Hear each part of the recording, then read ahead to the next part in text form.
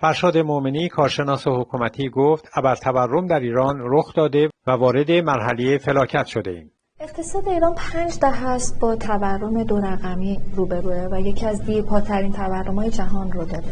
تورم طولانی مدت با بنیان‌های اقتصادی اجتماعی ایران چه کرده؟ اون ماجرا اینجاست که الان این هشداری که در مورد ابرتورم داره داده میشه به نظر میرسه همون آستانه اینی که ابرتورم میتونه فروپاشی قراردادهای اجتماعی رو سرعت بده. شما چنین خطری رو نزدیک می‌بینین به اقتصاد ایران؟ رخ داده عزیزم. یعنی فکر می‌کنین ما وارد دوره ابرتورم شدیم؟ آخرین گزارشی که مرکز آمار داده راجع به تورم به قاعده رفتار تورم، شما میدونید دیگه یکی از اون دلایل اصلی مضمون ضد توسعه‌ای تورم‌های بالا این است که تورم در هر سطحی که باشه متناسب با اون سطح با همون شدت به شدت ضعیف کش و به شدت تقویت کننده مافیاها و اولیگارش هاست.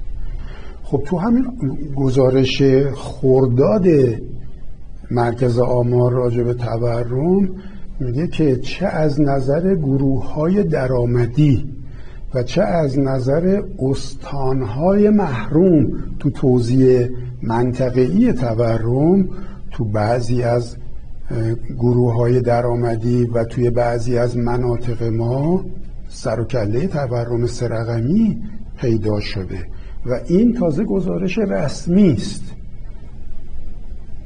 اگر بخوایم به گزارش‌های غیر رسمی هم توجه بکنیم که دیگه واویلای خیلی بیشتری داریم.